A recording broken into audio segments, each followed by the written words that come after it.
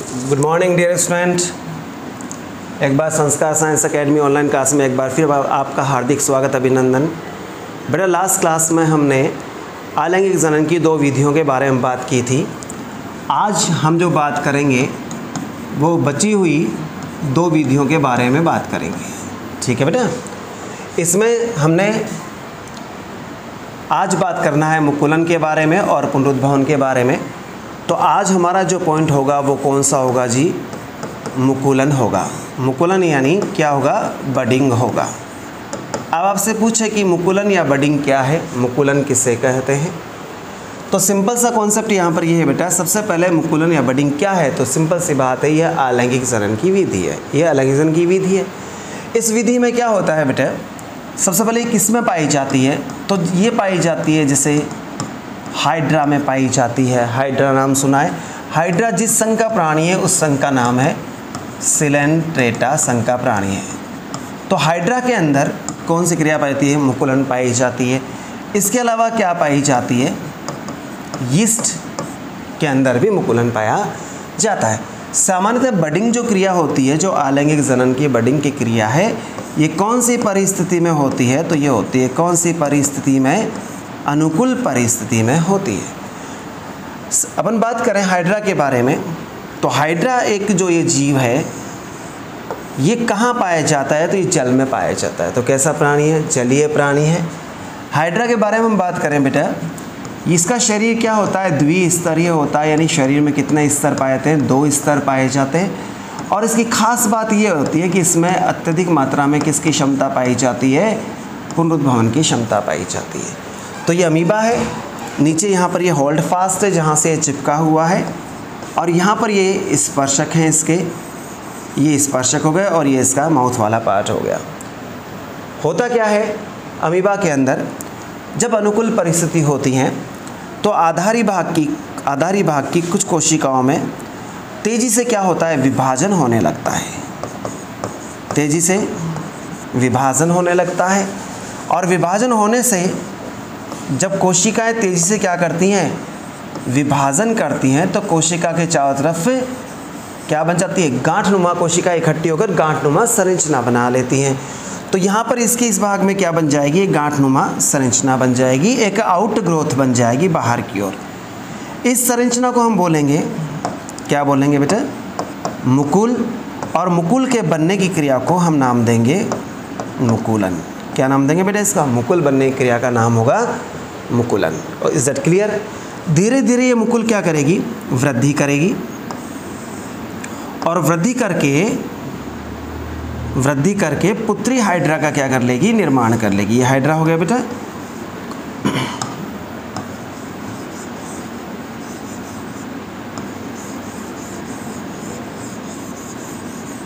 ये हाइड्रा बन गया।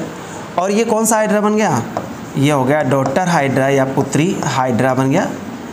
अब ये हाइड्रा अपने जो पेरेंटाइल है, जो अपना जनक है, देखिए जनक एक ही है यहाँ पर, इससे क्या हो जाएगा? अलग हो जाएगा, और स्वतंत्र रूप से क्या करने लगेगा? जीवन यापन करने लगेगा। ये जो विधि है, ये किसकी विधि हो गई? मुकुलन की विधि हो गई। ठीक है, तो मुकुलन या बडिंग सामान्यतः कौन से संघ के प्राणियों में? सिलेंट्रेटा संघ के प्राणियों में पाया जाता है, जिसका बेस्ट एग्जाम्पल है हाइड्रा। इसके अलावा एक कोशिकीय यीस्ट में भी पाया जाता है। मुख्यतः अनुकूल परिस्थितियों में यह होता है। हाइड्रा की खास बात थी कि इसका शरीर कैसा होता है? द्विस्तरीय। जैसे हम लोग का शरीर कैसा है? त्रिस्तरीय। ये हम बाद में बात करेंगे द्विस्तरीय और त्रिस्तरीय क्या होता है, और इसमें अत्यधिक मात्रा में पुनरुद्भवन की क्षमता पाई जाती है। अनुकूल परिस्थितियों में क्या होता है? स्पेशली हाइड्रा किसी भाग की कोशिकाएं तेजी से विभाजन करती हैं, और विभाजन करके एक गांठनुमा संरचना बनाती है। इस गांठनुमा संरचना को बोलते हैं मुकुलन या बड, और मुकुल बनने की क्रिया को मुकुलन या बडिंग कहते हैं। ये मुकुलन या बडिंग हो गई। धीरे धीरे ये मुकुल आकार में बड़ा होकर पुत्री हाइड्रा का निर्माण कर लेता है, और ये पुत्री हाइड्रा जनक हाइड्रा से अलग हो जाता है। अब एक प्रॉब्लम है कि जब पुत्री हाइड्रा जनक हाइड्रा से अलग हुआ, तो इस भाग की जो कोशिकाएं हैं, स्पेशली ये इस भाग की कोशिकाएं क्या होंगी? क्षतिग्रस्त होंगी। अब इस भाग की कोशिकाएं क्षतिग्रस्त होंगी तो दोनों ही हाइड्रा पर कोई इफेक्ट नहीं होगा। क्यों इफेक्ट नहीं होगा? क्योंकि इनमें क्या पाई जाती है? पुनरुद्भवन की क्षमता पाई जाती है। ये तीसरी विधि हो गई बेटा। अपन चौथी विधि के बारे में बात करें उसका नाम है पुनरुद्भवन।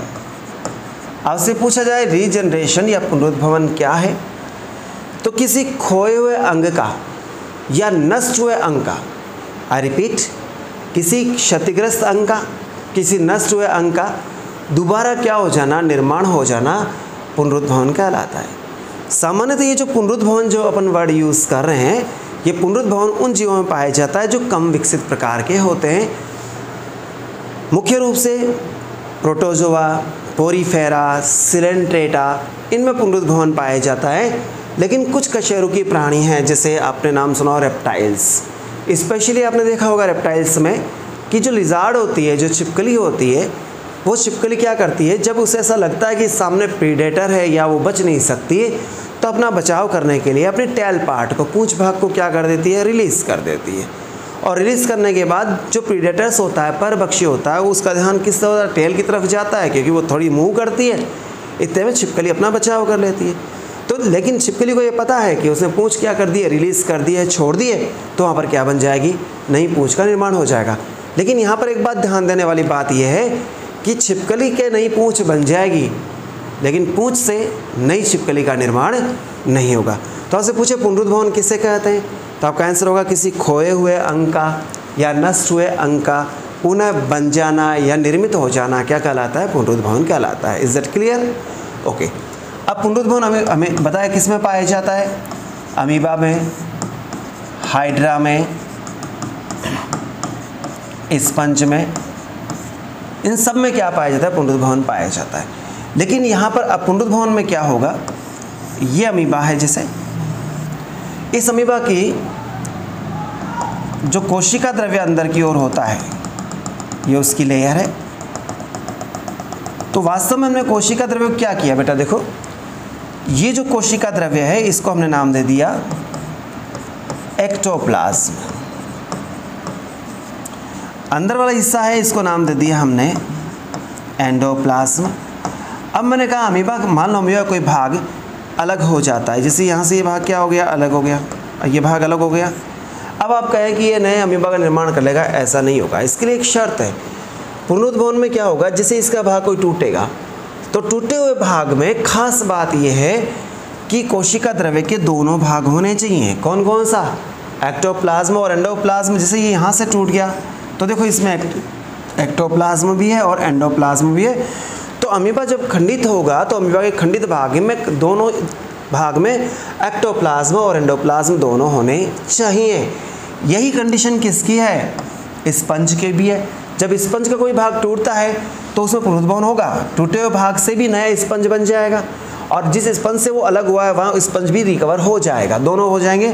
लेकिन उसके में भी क्या होना चाहिए कि टूटे हुए भाग के अंदर दो परतें होनी चाहिए, और दो परतों में एक का नाम होता है पिनेकोडर्म और एक का नाम होता है कोएनोडर्म। दोनों परतें होनी चाहिए। कौन कौन सी परतें, पिनेकोडर्म और कोएनोडर्म नाम की दोनों परतें इस तरह होने चाहिए, अदरवाइज उसमें क्या नहीं होगा, पुनरुद्भवन नहीं होगा। ऐसा ही किस में होता है, हाइड्रा में भी होता है। हाइड्रा का कोई भाग उससे अलग हो गया, लेकिन अलग हुए भाग में क्या होना चाहिए, उसकी दोनों परतें, एक तो अधिचर्म और एक जो उसकी अंतश्चर्म, वो दोनों परतें टूटे हुए भाग में होनी चाहिए, अदरवाइज टूटे हुए भाग से नए हाइड्रा का निर्माण नहीं होगा। तो हमारे पास जंतुओं में अलैंगिक जनन की कितनी विधियाँ होगी, चार विधियों में कौन कौन सी चार विधियाँ होगी, जैसा मैं पहले आपको बता चुका हूँ। चार विधियों में एक तो हमने नाम दिया द्विखंडन, एक हमने बात की बहुविखंडन, तीसरे हमने बात की मुकुलन, फिर हमने डिस्कशन किया पुनरुद्भवन। इस तरह से जंतुओं में लगभग अलैंगिक जनन की विधियां पूर्ण हो चुकी हैं। अगली क्लास में हम लोग बात करेंगे जंतुओं में होने वाले लैंगिक जनन के बारे में। Okay, thanks.